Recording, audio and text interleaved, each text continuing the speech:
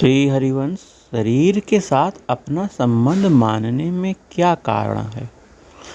इसमें मूल कारण अज्ञान ही है। अज्ञान नाम ज्ञान के अभाव का नहीं है, प्रत्युत अधूरे ज्ञान का नाम ही अज्ञान है। मतलब अपनी जानकारी को महत्व न देना ही अज्ञान है।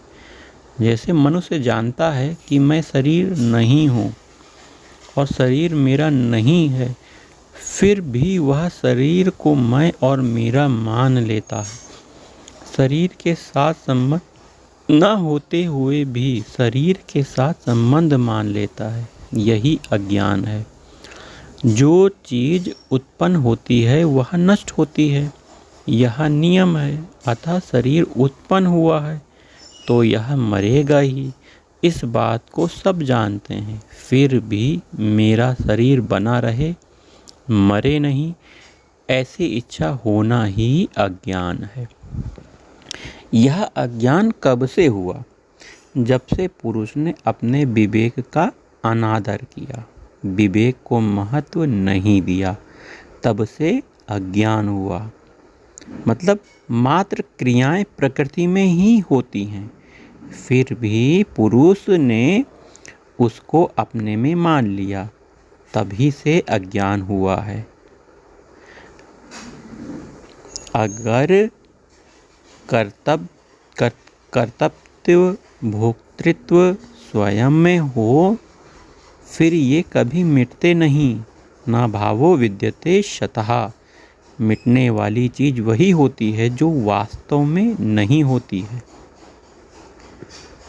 जिसने एक शरीर के साथ अपना संबंध मान लिया है, उसका संपूर्ण प्रकृति और उसके कार्य संसार के साथ संबंध हो गया।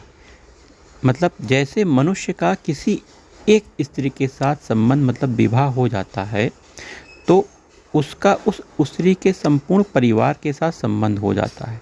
ऐसे ही पुरुष एक शरीर के साथ संबंध मान लेता है तो उसका मात्र प्रकृति के साथ, मात्र शरीरों के साथ संबंध हो जाता है।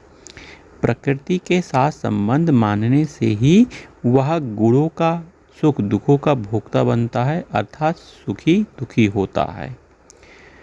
वास्तविक स्वरूप में सुख दुख नहीं है, यह सुख दुख अलग से है, आनंद स्वरूप है।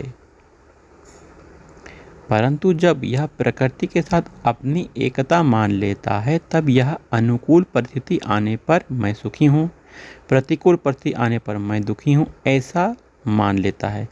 जब यह प्रकृति से संबंध विच्छेद करने के अपने स्वरूप में स्थित हो जाता है, तब यह सुख दुख में सम हो जाता है।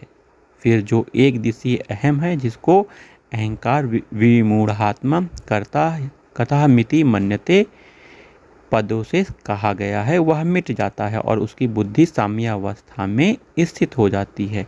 मन निर्विकल्प हो जाता है, इंद्रियां निर्विषय हो जाती हैं, अर्थात राग द्वेष नहीं रहते तथा स्थूल शरीर में मैं मेरापन मिट जाता है। ऐसे महापुरुष संसार को जीत लेते हैं, अर्थात सांसारिक संयोग वियोग से ऊंचे उठ जाते हैं, क्योंकि वे अपने स्वरूप में स्थित हो गए हैं। वास्तव में वे स्वरूप में स्थित हो नहीं गए, प्रत्युत वे तो स्वरूप में सदा ही स्थित है। जिस समय वे शरीर में अपनी स्थिति मानते थे, उस समय वे शरीर में स्थित नहीं थे।